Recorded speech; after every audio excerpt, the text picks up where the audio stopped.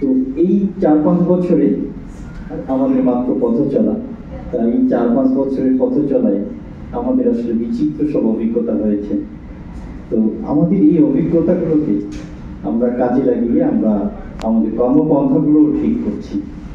তো আমরা যদি একটু আমাদের বর্তমান যে খাদ্য বা নিরাপদ খাদ্য যে শব্দটাই বলি না কেন, সেটা যদি বাস্তব চিত্রটা দেখি, সেটা আসলে সুখকর নয়। কারণ এখন পর্যন্ত বাংলাদেশে প্রায় 20 থেকে 22 লক্ষ খাদ্য ব্যবসায়ী যাদের কোনো ডাটাবেজ নেই, যাদেরকে আমরা আসলে কোনো ট্রেনিং দিতে পারিনি, প্রশিক্ষণ দিতে পারিনি, তাদের আসলে নিরাপদ খাদ্য সম্পর্কে জ্ঞানের যথেষ্ট অভাবও রয়েছে। তার সাথে রয়েছে কিছু কিছু অসাধু খাদ্য ব্যবসায়ীদের মাত্রাতিরিক্ত লাভ এবং লোভ রয়েছে। আমরা এখনো যদি দেখি যে আমাদের স্ট্রিট ফুড ভেন্ডার প্রায় 4.5 লক্ষ বাংলাদেশে বা তারও চেয়ে বেশি রয়েছে, তাদের অবস্থা আরো খারাপ। কারণ খাদ্য ব্যবসা করলে অনেকগুলো লাইসেন্সের মধ্য দিয়ে যেতে হয়, কিন্তু যারা স্ট্রিট ফুডের যারা ভেন্ডর, তাদের আসলে কোনো কিছুই লাগে না, না লাইসেন্স না রেজিস্ট্রেশন, আর রেজিস্ট্রেশন কারোই লাগে না। তো এই জায়গাগুলো না থাকার কারণে আমরা আসলে কন্ট্রোলও করতে পারছি না। সর্বোপরি যে জায়গাটা দেখা যায় যে এখনো বাংলাদেশের ভোক্তারাও আসলে ওইভাবে আসলে সচেতন হয়নি, যতটা সচেতনতা থাকা আসলে উচিত ছিল। কারণ আমরা এখনো শুধু একটা দুইটা জায়গায় হয়তো আমরা খুব সচেতনতার পরিচয় দিই। আমরা এখন দেখি যে মৌখিকরণের গায়ে এইটার মেয়াদ উত্তীর্ণের তারিখটা আছে কিনা, কিন্তু আমরা যেখানে খাচ্ছি তার পরিবেশটা কিরকম, সেইখানে আসলে যে ইনগ্রিডিয়েন্ট গুলো ব্যবহার করছে সেগুলো আসলে কিরকম ব্যবহার করছে, নাকি আমরা আসলে সস্তার পিছনেই বেশি দৌড়াচ্ছি, এই মানসিকতাগুলো আসলে বর্তমান হয়ে রয়েছে। যদি না থাকতো তাহলে আমি এখনো দু একটা উদাহরণ দিতে পারি যে আমরা জানি যে আমাদের ফুড কালারটা অনেক দামি একটা জিনিস, কিন্তু সেটাও বিয়ে বাড়ি থেকে শুরু করে বা অন্য জায়গায় আমরা যখন ফুড কালার ইউজ করি একেবারে ইন্ডাস্ট্রির ডাই, কম দামে ইন্ডাস্ট্রির রং আমরা ব্যবহার করি।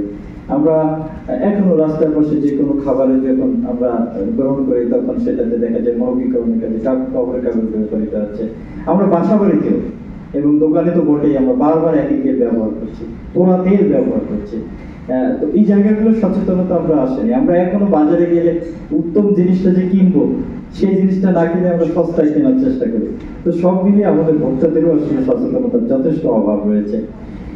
নতুন নতুন আরো কিছু চ্যালেঞ্জও আসতেছে। আমরা যখন আসলে কাজ শুরু করেছি চ্যালেঞ্জগুলো, নতুন চ্যালেঞ্জ আসতেছে। আমরা সাম্প্রতিক সময় বড় আকারে আমাদের সামনে এখন হচ্ছে যে প্লাস্টিকের ব্যবহার। আমরা খাদ্যপণ্যে যে এটা প্লাস্টিক গুলোকে যে আমরা খাদ্য সংরক্ষণের জন্য ব্যবহার করি সেটা আসলে খুব গ্রেট কিনা যথেষ্ট আমাদেরকে ভাবাচ্ছে। একই সাথে আমরা সাম্প্রতিক সময় দেখলাম যে তৈজসপত্র যেটা ব্যবহৃত হচ্ছে রান্নার কাজে, সেখান থেকেও আসলে খাদ্যে চলে আসতেছে আসলে বিভিন্ন ধরনের হেভি মেটাল। পাশাপাশি একটা সমীক্ষায় দেখলাম যে চালের মধ্যেও আর্সেনিক, তারপরে লেড, ক্যাডমিয়াম এইসব চলে আসতেছে। তো নিঃসন্দেহে এগুলো আসলে আমাদের জন্য বড় চ্যালেঞ্জ। কারণ একবার উৎপাদন পর্যায় থেকে ভোক্তা পর্যায় পর্যন্ত, টেবিল পর্যন্ত সব জায়গায় যদি আমরা নিরাপত্তা রক্ষা করতে না পারি তাহলে আসলে আমাদের খাদ্যের নিরাপত্তা সম্ভব নয়। আসলে আমরা বাংলাদেশ নিরাপদ খাদ্য কর্তৃপক্ষ আসলে কি করছি, চেষ্টা করছি আমরা আসলে অনেকটা পথ আমরা মানে আমাদের চেষ্টাটা একেবারে প্রথম থেকে শুরু হয়েছে, আমরা হাঁটি হাঁটি করে পায়ে এগিয়ে যাচ্ছি। তো আমরা আসলে আইনগুলোর দিকে আগে নজর দিয়েছি। আইন, প্রবিধানমালা, আমরা 11টা প্রবিধানমালা করেছি, 3টা বিধিমালা করেছি, আরো 12টি আমাদের প্রবিধানমালা এখন পাইপলাইনে আছে। আশা করতেছি সেগুলো চলে আসলে তখন আইনের আর কোনো পার্থক্য থাকবে না।